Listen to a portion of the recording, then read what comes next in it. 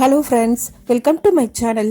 இன்னைக்கு இந்த வீடியோவில் நம்ம என்ன பார்க்க போகிறோம் அப்படின்னா, இட்லி, தோசை, சாதம், சப்பாத்தி எல்லாத்துக்கும் பொருந்தக்கூடிய ரொம்பவே ஈஸியான கொஞ்சம் வித்தியாசமான தேங்காய் துவையல் ரெசிபி தான் பார்க்க போகிறோம்.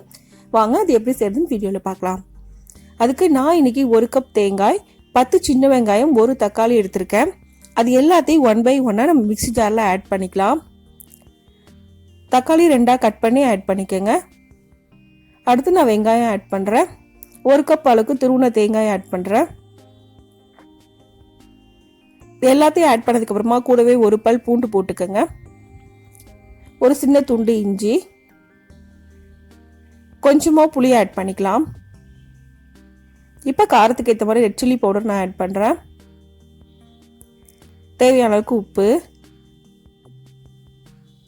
கொஞ்சமா தண்ணி ஊற்றிக்கங்க. இப்போ இது எல்லாத்தையும் சேர்த்ததுக்கு அப்புறமா மிக்ஸி ஜாரை மூடி நல்லா ஃபைன் பேஸ்ட்டாக அரைச்சிக்கலாம். இந்த அளவுக்கு நல்லா நைஸாக அரைச்சி எடுக்கணும். இப்போ அடுப்பில் நான் ஒரு பேன் வச்சுருக்கேன். பேன் நல்லா ஹீட் ஆனதுக்கப்புறமா 2லேருந்து 3 ஸ்பூன் வரைக்கும் நல்லெண்ணெய் ஊற்றணும். எந்த ஆயில் வேணாலும் ஊற்றலாம், ஆனால் நல்லெண்ணெய் ஊற்றும் போது டேஸ்ட் ரொம்ப நல்லாயிருக்கும். இப்போ நான் 3 ஸ்பூன் வரைக்கும் எண்ணெய் ஊற்றிக்கிறேன். எண்ணெய் நல்லா ஹீட் ஆனதுக்கு அப்புறமா நம்ம கடுகு உளுந்தம் பருப்பு ஆட் பண்ணிக்கலாம். இப்போ எண்ணெய் நல்லா ஹீட் ஆகிடுச்சு. இது கூட 1/2 ஸ்பூன் அளவுக்கு கடுகு உளுந்தம் பருப்பு ஆட் பண்ணுறேன். கூடவே கொஞ்சமாக கருவேப்பிலையை ஆட் பண்ணுறேன். இது எல்லாமே நல்லா ஃப்ரை ஆகணும்.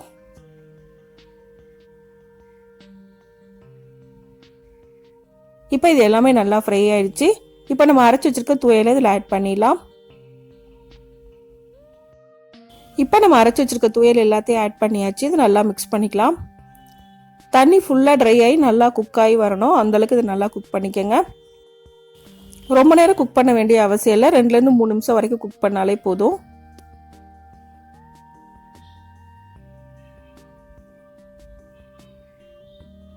இப்போ நான் 2 நிமிஷம் போல் குக் பண்ணியிருக்கேன். அது நல்லாவே குக் ஆயிடுச்சு.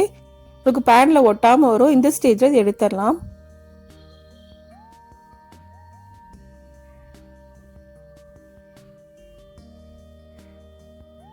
இப்போ நமக்கு ரொம்ப ரொம்ப ஈஸியான தேங்காய் துவையல் ரெடி ஆயிடுச்சு.